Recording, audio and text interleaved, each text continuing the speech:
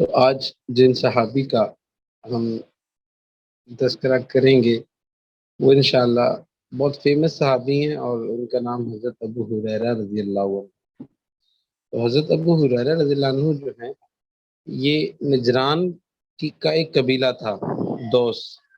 ان کا تعلق اس قبیلے سے تھا، اور ان سے پہلے ایک صحابی تھے جو کہ ان کے قبیلے کے سردار تھے۔ ان کا اسلام لانے کا تذکرہ کرنا ضروری ہے، کیونکہ ان کے ذریعے اسلام جو تھا وہ ان کے قبیلے تک پہنچا تھا۔ ان کا نام تھا حضرت طفیل رضی اللہ عنہ۔ جو حضرت طفیل رضی اللہ عنہ جو تھے، یہ دوس قبیلے کے سردار تھے۔ تو جیسا کہ مکہ مکرمہ میں قریش آیا کرتے تھے حج کے لیے، یا مختلف کفار بھی آتے تھے اور مختلف قبیلے کے لوگ آتے تھے، تو ایک دفعہ جو طفیل جو تھے، جب تک یہ مسلمان نہیں ہوئے تھے، یہ مکہ آئے۔ تو جب یہ مکہ آئے تو مکہ والوں نے، کیونکہ لوگ ان سے ملنے آتے تھے، سردار تھے، تو لوگوں نے ان کو رسول اللہ صلی اللہ علیہ وآلہ وسلم کے بارے میں بہت زیادہ ڈرایا، بدگمان کیا۔ نعوذ باللہ، کوئی کہتا تھا کہ یہ ساحر ہیں، کوئی کہتا تھا کہ یہ میجیشین ہے۔ تو سب کہتے تھے کہ آپ ان کی بات نہ سنیے گا، کہ اگر آپ نے ان کی بات سنی تو ان کی بات جو ہے نا وہ آپ کو اثر کرے گی اور آپ ان کے پیچھے چل پڑیں گے۔ تو طفیل بتاتے ہیں کہ میں اتنا ڈر گیا تھا کہ اپنے کانوں میں کاٹن برڈز جو تھے نا وہ لگا لیے، کہ کہیں میرے کانوں میں ان کی آواز نہ پڑ جائے اور میں بھی کہیں اپنے دین سے نہ پھر جاؤں۔ تو ان کو بہت زیادہ کفار نے ڈرایا۔ ایک موقع پہ طفیل جو تھے بتاتے ہیں کہ میں رات کو میرے دل میں آیا کہ میں حرم جاؤں۔ کہتے ہیں کہ جب میں حرم میں گیا تو ادھر دیکھا رسول اللہ صلی اللہ علیہ وآلہ وسلم قرآن پڑھ رہے تھے، غالباً نماز میں پڑھ رہے تھے یا ویسے پڑھ رہے تھے۔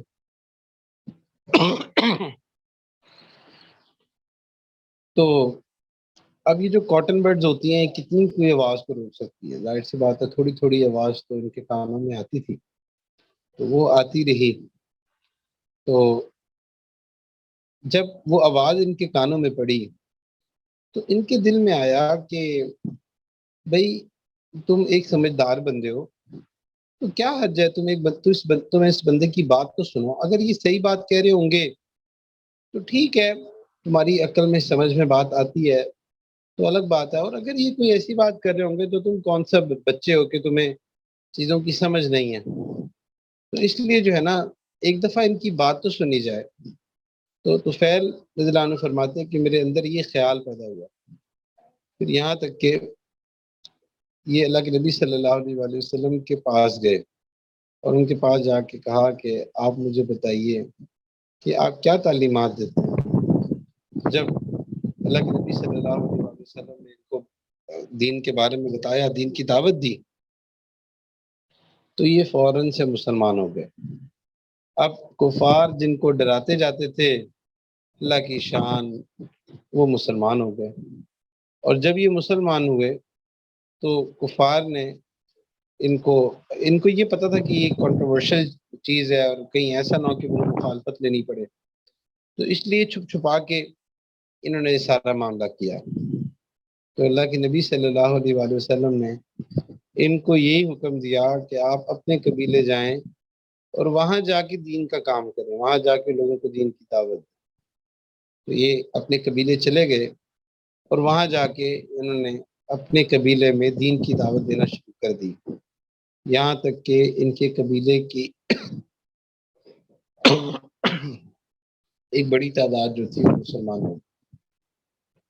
تو اللہ کے نبی صلی اللہ علیہ وآلہ وسلم کو انہوں نے آفر کی تھی کہ جب مکہ مکرمہ میں مسلمانوں پر بہت زیادہ ظلم ہوتا تھا، تو سب سے پہلے یہ لوگ تھے نجران کے جنہوں نے اللہ کے نبی صلی اللہ علیہ وآلہ وسلم کو یہ آفر کی کہ آپ ایسا کریں کہ مکہ چھوڑ کے ہمارے یہاں آ جائیں، ہم آپ کی پروٹیکشن بھی کریں گے اور ہم آپ کے یہاں پہ آپ کی قدر بھی ہوگی۔ لیکن اللہ سبحانہ و تعالیٰ کو منظور نہیں تھا، اور اللہ سبحانہ و تعالیٰ نے اللہ کے نبی صلی اللہ علیہ وسلم کو مدینہ منورہ بھیجنا تھا۔ اس لیے رسول اللہ صلی اللہ علیہ وآلہ وسلم نے منع فرما دیا، یہاں تک کہ اللہ کے نبی صلی اللہ علیہ وآلہ وسلم مدینہ منورہ ہجرت کر گئے۔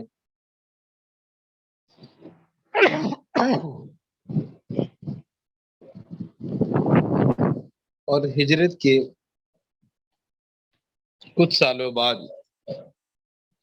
یہ لوگ جو تھے، حضرت طفیل رضی اللہ عنہ اور ان کے قبیلے کے لوگ، یہ اللہ کے نبی صلی اللہ علیہ وآلہ وسلم کے پاس ہجرت کر کے یہ لوگ بھی مدینہ ہی آ گئے۔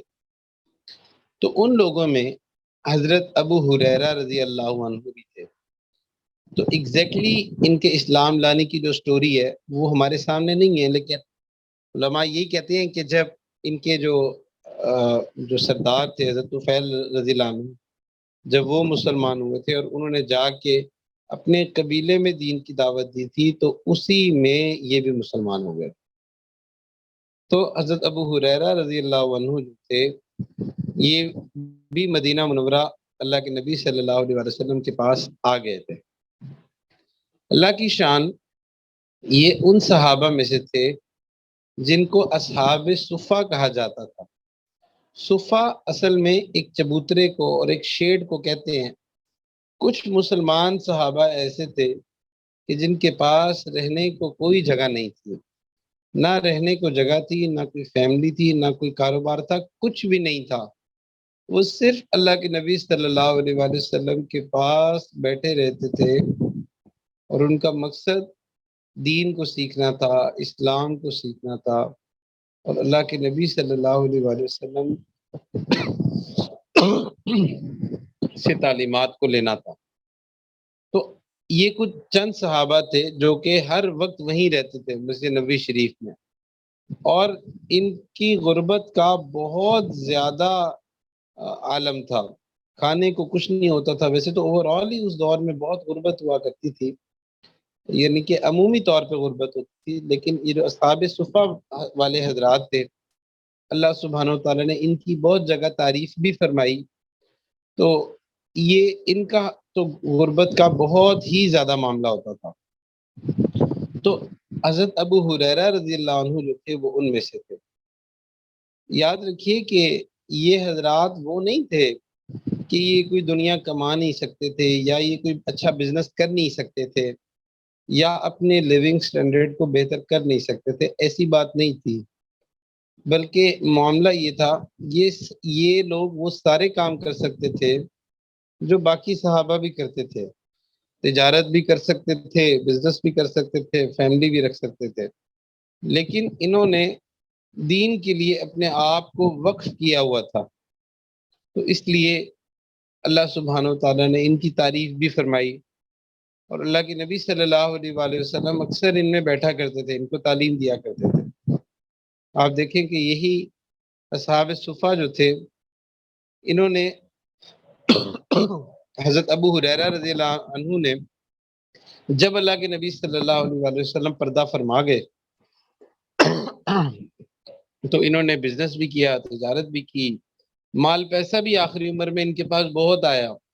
تو اس لیے انہوں نے جو دنیا کو چھوڑا تھا وہ اس لیے نہیں یہ کوئی کما نہیں سکتے تھے، بس صرف اس لیے کہ یہ اللہ کے نبی صلی اللہ علیہ وآلہ وسلم کی محبت میں یہ دنیا میں پھنسنا نہیں چاہتے تھے۔ اور یہی وجہ ہے کہ آپ دیکھیں کہ حضرت ابو ہریرہ رضی اللہ عنہ وہ صحابی ہیں کہ جن سے اللہ کے نبی صلی اللہ علیہ وآلہ وسلم کی سب سے زیادہ احادیث روایت ہیں۔ تو اس کی بہت ساری وجوہات ہیں۔ ایک وجہ تو یہ کہ حضرت ابو ہریرہ رضی اللہ عنہ جو تھے، ان کا حافظہ بہت مضبوط تھا، اتنا مضبوط تھا کہ ایک موقع پہ جب اللہ کے نبی صلی اللہ علیہ وآلہ وسلم پردہ فرما گئے، خلفائے راشدین کا دور بھی چلا گیا، مدینہ منورہ کے ایک حاکم تھے، انہوں نے ان کو بلایا اور ان سے کچھ احادیث پوچھی۔ تو انہوں نے وہ ساری کی ساری احادیث جو تھیں وہ سنائی، جو بھی اس نے پوچھی، اور پردے کے پیچھے ایک کاتب کو بٹھا دیا کہ جو یہ بتا رہے ہیں یہ لکھتے جائیں۔ وہ لکھتے گئے، یہاں تک کہ 1 سال بعد دوبارہ سے انہوں نے حضرت ابو ہریرہ رضی اللہ عنہ کو بلایا، اور اسی طرح سے وہ احادیث پوچھی اور اس شخص سے کہا کہ ٹیلی کرو. تو حضرت ابو ہریرہ رضی اللہ عنہ بتاتے گئے یہاں تک کہ ایک لفظ بھی ایسا نہیں تھا جس کو چینج کرنے کی ضرورت ہو. تو ان کا حافظہ بہت قوی تھا، اور اس کی وجہ یہ تھی کہ ایک موقع پہ انہوں نے دعا کی تھی اور اللہ کے نبی صلی اللہ علیہ وسلم نے اس پر آمین کہا. تو ان کو علم سیکھنے کا بہت شوق تھا، اور اسی شوق پہ اور اسی میموری کی وجہ سے، کیونکہ سمجھدار بہت تھے، ذہین تھے، اللہ کے نبی صلی اللہ علیہ وآلہ وسلم ان پہ بہت زیادہ بھروسہ کیا کرتے تھے. تو یہ ہر وقت ادھر ہی ہوتے تھے، اور بلکہ اصحاب صفہ کا اللہ کے نبی صلی اللہ علیہ وسلم نے ان کو مانیٹر بنایا ہوا تھا، کہ جیسے مانیٹر بنا دیتے نا کسی کلاس کا، تو اس طرح ان کا رول اس مانیٹر کی طرح ہوتا تھا. تو ایک موقع پہ یہ بتاتے ہیں کہ اتنی زیادہ بھوک لگی ہوئی تھی، اتنی زیادہ بھوک تھی کہ اپنے پیٹ پہ پتھر باندھا ہوا تھا. یہ نارم تھا وہاں پہ کہ جب بھوک بہت زیادہ لگتی تھی تو لوگ اپنے پیٹ پہ پتھر باندھ دیتے تھے، غالباً کمر سیدھی رکھنے کے لیے. اور یہ ایک ایکسٹریم بھوک پہ ہوتا تھا، اتنی بھوک پہ کہ جو ہم میں سے شاید کسی نے کبھی ایکسپیرینس بھی نہیں کی. تو یہ کہتے ہیں کہ میں ایک مسجد نبوی کے پلر کے ساتھ کھڑا ہوا تھا، اور بھوک سے اتنا برا حال تھا کہ مجھ سے کھڑا بھی نہیں ہوا جاتا تھا، تو میں بیٹھ جاتا تھا. تو کہتے ہیں کہ حضرت ابو بکر صدیق رضی اللہ عنہ وہاں سے گزرے. فرماتے ہیں میرے دل میں خیال آیا کہ میں ان سے کوئی بات پوچھتا ہوں، شاید کہ یہ مجھے اپنے گھر مجھے انوائٹ کر لیں، گھر لے جائیں، مجھے کچھ کھلا دیں. لیکن صحابہ کا طریقہ یہ تھا، انداز ایسا تھا کہ ان کے اندر خودداری بہت تھی، وہ ایسے مانگا نہیں کرتے تھے. تو یہ حضرت ابوبکر صدیق رضی اللہ عنہ کے پاس گئے، وہ گزر رہے تھے، تو انہوں نے ان سے نا قرآن کی کسی آیت کے بارے میں پوچھا کہ یہ آیت ہے، اس کا کیا مطلب ہے. تو حضرت ابوبکر صدیق رضی اللہ عنہ نے ان کو اس آیت کا مطلب بتایا، اور مطلب بتانے کے بعد وہاں سے چل دیے. تو انہوں نے ان کو انوائٹ نہیں کیا. تو اب یہ پھر وہیں آ کے بیٹھ گئے. انہوں نے سوچا یہ کیا ہوا. پھر اتنے میں حضرت عمر رضی اللہ عنہ وہاں سے گزر رہے تھے، تو ان کے دل میں خیال آیا میں عمر رضی اللہ عنہ سے پوچھتا ہوں، ہو سکتا ہے وہ مجھے انوائٹ کر دیں، اس بدلے وہ مجھے گھر لے جا کے کچھ کھلا دیں گے. کہتے ہیں کہ میں ان کے پاس بھی گیا، اور ان سے جا کے میں نے قرآن کی کسی آیت کے بارے میں پوچھا. انہوں نے بھی مجھے اس کے بارے میں جواب دیا، اور وہ بھی چل دیے، انہوں نے بھی مجھے انوائٹ نہیں کیا. تو اب یہ پھر وہیں بیٹھے رہے، اور بھوک سے انتہائی برا حال تھا. اتنے میں اللہ کے نبی صلی اللہ علیہ وآلہ وسلم وہاں تشریف لائے، اور وہاں سے گزر رہے تھے. تو انہوں نے جب حضرت ابو ہریرہ رضی اللہ عنہ کو دیکھا تو اللہ کے نبی صلی اللہ علیہ وآلہ وسلم پہ فوراً یہ بات کھل گئی کہ یہ کیوں یہاں بیٹھے ہیں اور کیا وجہ ہے. تو جب یہ اللہ کے نبی صلی اللہ علیہ وآلہ وسلم کے پاس گئے تو وہ ان کو دیکھ کے مسکرائے، اور انہوں نے کہا کہ ابو ہریرہ تم ایسا کرو، میرے ساتھ آ جاؤ، میرے گھر آ جاؤ. تو حضرت ابو ہریرہ رضی اللہ عنہ فرماتے ہیں کہ میں اللہ کے نبی صلی اللہ علیہ وآلہ وسلم کے ساتھ چل پڑا، یہاں تک کہ جب ہم اللہ کے نبی صلی اللہ علیہ وآلہ وسلم کے گھر پہنچے ہیں تو اللہ کے نبی صلی اللہ علیہ وآلہ وسلم نے اندر سے اجازت مانگی کہ کیا اندر آ جائیں. جب اجازت مل گئی تو اللہ کے نبی صلی اللہ علیہ وآلہ وسلم اندر گھر کے اندر داخل ہوئے اور مجھے بھی بلا لیا. فرماتے جب ہم اندر گئے تو دودھ کا ایک گلاس رکھا ہوا تھا. تو رسول اللہ صلی اللہ علیہ وآلہ وسلم نے گھر والوں سے پوچھا یہ دودھ کا گلاس کس نے بھیجا ہے. تو انہوں نے بتایا کہ یہ فلانے کسی صحابی نے بھیجا ہے. امیجن کیجئے کہ رسول اللہ صلی اللہ علیہ وآلہ وسلم کا بھی یہ حال تھا، ان کے گھر میں بھی فاقہ تھا اور کوئی کھانے پینے کی چیز نہیں تھی. لیکن جب یہ دودھ کا گلاس آیا تو رسول اللہ صلی اللہ علیہ وآلہ وسلم نے حضرت ابو ہریرہ رضی اللہ عنہ کی طرف دیکھا اور کہا کہ ایسا کرو، جتنے صفا کے ساتھی ہیں سب کو بلا لو، تمام اصحاب صفا کو بلا لو۔ وہ تقریباً 70 کے قریب تھے غالباً۔ تو حضرت ابو ہریرہ رضی اللہ عنہ فرماتے ہیں، یہ جب یہ واقعہ نریٹ کر رہے تھے تو بہت آنیسٹلی فرماتے ہیں کہ جب اللہ کے نبی صلی اللہ علیہ وسلم نے مجھے یہ کہا تو مجھے خوشی نہیں ہوئی، کیونکہ میرے ذہن میں یہ تھا کہ یہ تو پہلے ہی ایک گلاس ہے اور یہ تو مجھے مل جاتا، اب یہ ہم سب کو بلا لیں گے تو کس کو کیا ملنا ہے، ایک گلاس سے سب کا کیا ہوگا۔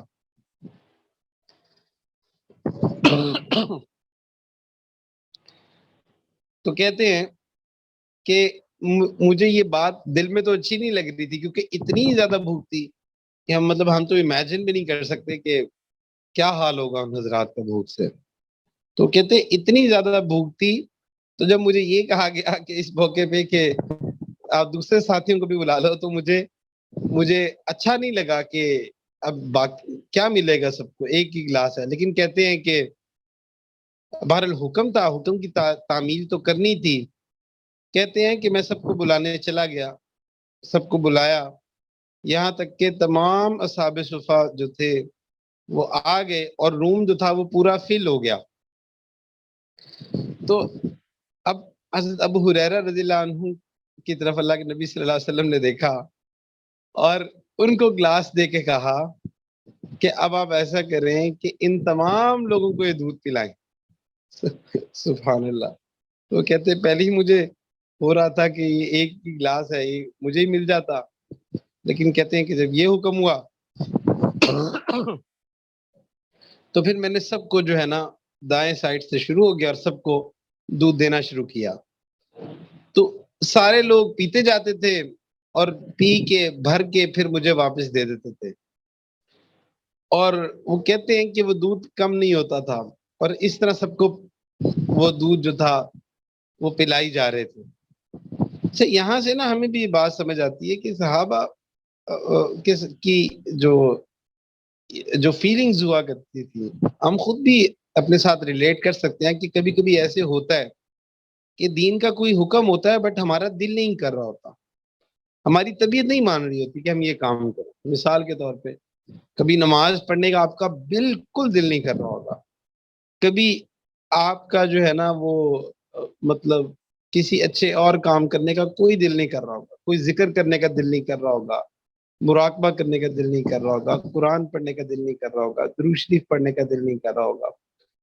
تو ہماری لائف میں بھی نا یہ چیز ہوتی ہے کہ ہمیں کوئی دین کی بات پتہ چلتی ہے نا تو ہمارا دل نہیں کر رہا ہوتا۔ تو اس بات کو سمجھیں، اٹس اے ہیومن نیچر، یہ ایک نیچر ہے کہ کبھی ہمارا دل کرتا ہے کسی چیز کا اور کبھی نہیں کرتا۔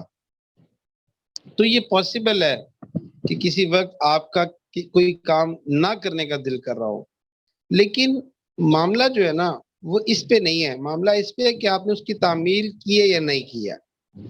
تو دل کرے تب بھی تعمیل کرنی ہوتی ہے، دل نہ کرے تب بھی کرنی ہوتی ہے، یہی تو دین ہے، یہی تو ایمان ہے۔ اکثر بچے کہتے ہیں کہ بھئی ہمارا دل نہیں کرتا، بھئی دل نہ کرے، دل اگر نہیں بھی کرے گا تب بھی آپ کو وہ کام کرنا ہوتا ہے، کیونکہ وہ حکم ہوتا ہے۔ تو دل پہ چلنے کا نام دین نہیں ہے، بلکہ حکم پہ چلنے کا نام دین ہے۔ دل کا تو کیا بھروسہ، کبھی کرے یا کبھی نہ کرے۔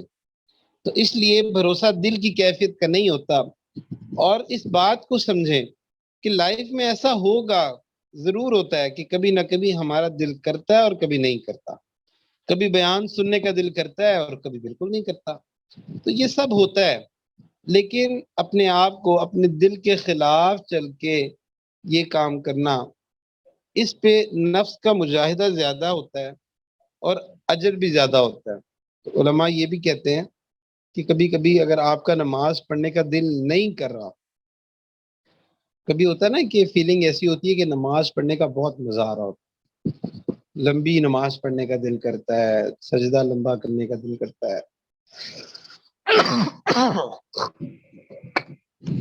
ایسا بھی ہوتا ہے۔ اور کبھی ایسا بھی ہوتا ہے کہ بالکل بھی دل نہیں کر رہا ہوتا، بہت بوجھ فیل ہو رہا ہوتا ہے۔ تو علماء یہ کہتے ہیں کہ جس موقع پہ آپ کو یہ بوجھ فیل ہو رہا ہو اور اس موقع پہ جو آپ کام کرتے ہیں تو اللہ سبحانہ تعالیٰ کی بارگاہ میں اس کا اجر زیادہ ہوتا ہے۔ اس کی ریزن یہ ہے کہ آپ کا دل بھی نہیں کر رہا اور پھر بھی آپ ٹرائی کر رہے ہیں، تو اللہ سبحانہ تعالیٰ اس چیز کا زیادہ مول ڈالتے ہیں، اور اس میں نفس کا مجاہدہ زیادہ ہے، اس سے تربیت زیادہ ہوتی ہے۔ یہ ایسے ہی ہے کہ جیسے کوئی بندہ اگر ورک آؤٹ کر رہا ہو نا، ایکسرسائز کرتا ہو، تو ٹرینر کہتا ہے کہ جب تم تھک جاؤ گے نا، جب جسم ٹوٹ رہا ہو، پھر جو تم ایکسرسائز کرو گے، جو تمہاری آخر کی ایکسرسائز ہوتی ہے، اصل میں تمہیں وہ بناتی ہے۔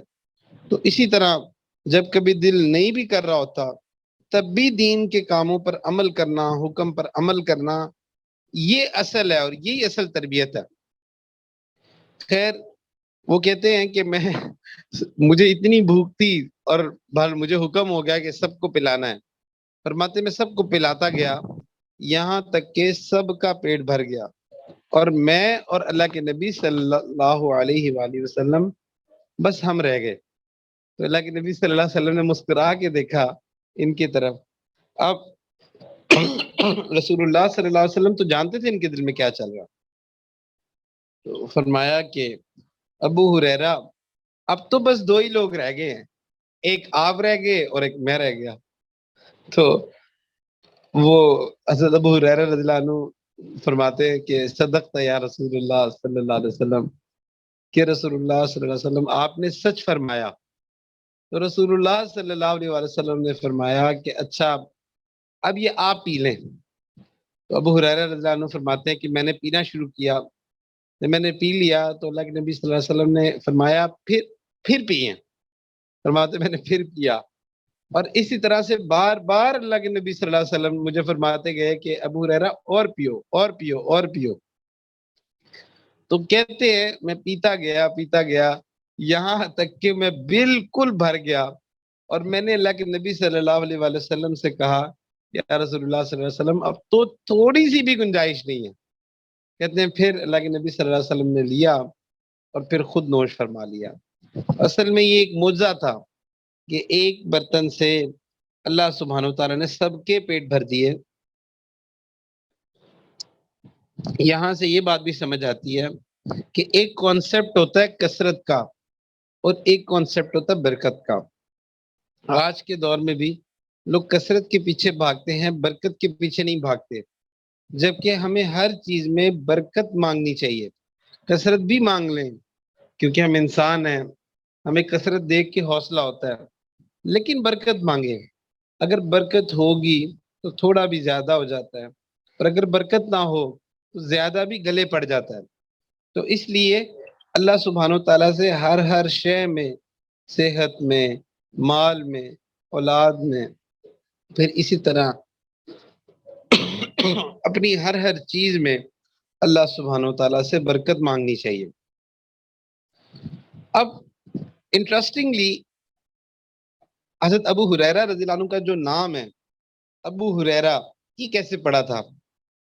تو اسپیشلی جو آپ میں سے کیٹ لورز موجود ہیں وہ اس بات کو سنیں کہ حضرت ابو ہریرہ رضی اللہ عنہ کو بلیاں بہت پسند تھی۔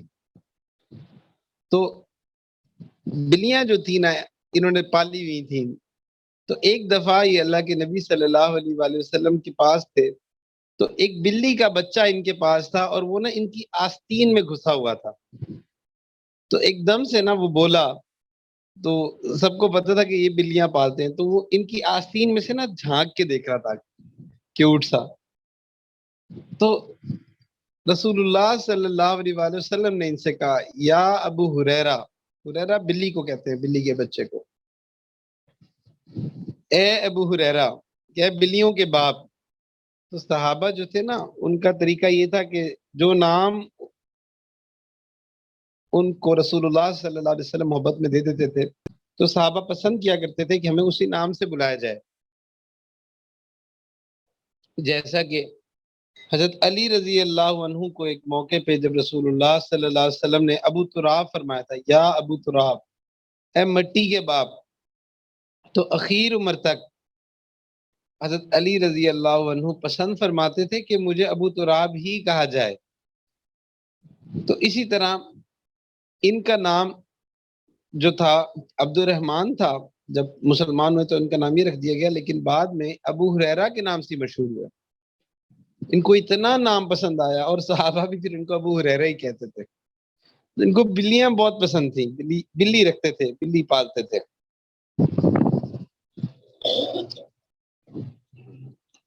تو اس لیے اگر آپ میں سے کوئی بلی پالتا ہے تو بلی پال سکتا ہے، لیکن پیٹ پالنے کے بھی کچھ اصول ہیں. ایک یہ کہ جو بھی پیٹ پالیں پھر اس کا خیال پورا رکھا جائے، اس کی کسی چیز میں کوئی کمی نہ کی جائے. حضرت تھانوی رحمہ اللہ فرماتے ہیں کہ ایک دفعہ گھر میں کچھ مرغیاں پالی ہوئی تھی. تو جو گھر کی خواتین تھیں، حضرت کی جو اہلیہ تھیں، وہ ان کو دانہ وغیرہ ڈال دیا کرتی تھی. تو ایک موقع پہ وہ کسی کام سے گئیں تو انہوں نے حضرت کو کہا کہ میں جا رہی ہوں تو آپ ان کو نا پیچھے سے دانہ ڈال دیجئے گا. تو حضرت تھانوی فرماتے، میں نے کہا ٹھیک ہے. اب حضرت تھانوی اتنے مصروف بندے تھے اور اتنا کام کرنے والے. مشائخ کی زندگی بس اس طرح مصروفیت میں گزرتی ہے. تو وہ مصروف تھے اور اب ان کے ذہن سے نکل گیا. انسان ہے، بشر ہے، ذہن سے چیزیں نکل جاتی ہیں. تو اب وہ کہتے ہیں کہ میں نا کچھ لکھنے کے لیے، کچھ مضمون لکھنے کے لیے بیٹھا تھا. اب میں بیٹھا ہوں، مجھے مضمون ہی میرے دل میں نہ آئے، کوئی ربط ہی نہ بنے. کہتے ہیں کہ میں کافی دیر تک بیٹھا رہا لیکن مجھ سے کچھ لکھا ہی نہیں جاتا تھا. یہاں تک کہ ایک دم میرے دل میں خیال آیا. میں نے اللہ سے دعا مانگی، یا اللہ کیا وجہ، کوئی مضمون نہیں آ رہا. تو کہتے ہیں کہ میرے دل میں فوراً خیال آیا کہ اوپر مرغیاں بھوکی ہیں، ان کو تو میں نے دانے ڈالا ہی نہیں. کہتے ہیں میں سب چھوڑ کے بھاگا اور میں نے اوپر جا کے دانا ڈالا. یہاں تک کہ جب میں دانا ڈال کے واپس آیا پھر میرے دل میں مضمون آنا شروع ہوا. تو اس لیے جب بھی پیٹس رکھے جائیں تو پیٹس کے اپنے حقوق ہوتے ہیں. اچھا، تو حضرت ابو ہریرہ رضی اللہ عنہ جو تھے، انہوں نے تقریباً 3 سال اللہ کے نبی صلی اللہ علیہ وسلم کی صحبت پائی ہے، لیکن کئی ہزار احادیث ان سے روایت ہیں. اس کی وجہ ایک دفعہ حضرت طلحہ رضی اللہ عنہ نے بتائی. حضرت طلحہ بن عبید اللہ رضی اللہ عنہ جو کہ عشرہ مبشرہ میں سے ہیں، ہم نے ان کی لائف سٹوری پڑھی بھی تھی. کسی نے ان سے پوچھا کہ کیا وجہ ہے کہ آپ لوگ جو ہیں، آپ تو اتنے پرانے ہیں لیکن آپ لوگوں سے اتنی روایات نہیں ملتی جتنی حضرت ابو ہریرہ رضی اللہ عنہ سے ملتی ہیں. تو وہ کہتے تھے اصل میں ہم لوگ بال بچے دار تھے، پھر ہمارے بزنسز بھی تھے، کاروبار بھی تھے، تو ہم ان چیزوں میں بھی بزی رہتے تھے. ہمارا دھیان، ہمارا ذہن ان چیزوں میں بھی ہوتا تھا، ذہن بھی لگتا تھا، وقت بھی لگتا تھا. جبکہ ابو ہریرہ رضی اللہ عنہ کا نہ کوئی بزنس تھا، نہ فیملی تھی، کچھ بھی نہیں تھا. تو انہوں نے اپنے آپ کو ڈیڈیکیٹ کیا ہوا تھا کہ بس انہوں نے اللہ کے نبی صلی اللہ علیہ وسلم کی باتیں سننی ہے اور ان کو آگے نریٹ کرنا ہے. تو اس وجہ سے وہ جو ہے نا ان سے نریشنز بہت زیادہ ہیں. تو ایک دفعہ کسی نے یہی سوال حضرت ابو ہریرہ رضی اللہ عنہ سے بھی پوچھا ان کی لائف میں کہ جی آپ سے اتنی زیادہ روایات کیسے منقول ہیں. تو ایک تو خیر اللہ کے نبی صلی اللہ علیہ وسلم کی دعا تھی، دوسرا حافظہ بہت مضبوط تھا، اور تیسرا یہ کہ انہوں نے بھی یہی کہا کہ جو مہاجرین تھے ان کے کاروبار، کیونکہ وہ اکثر ان میں تجارت کیا کرتے تھے، تو ان کی تجارت اور جو باقی چیزوں میں وہ بزی رہتے تھے. دن کا بہت سارا حصہ وہ اپنی تجارت، بیوی بچوں، خاندان، قبیلہ، ان تمام چیزوں کے ادھر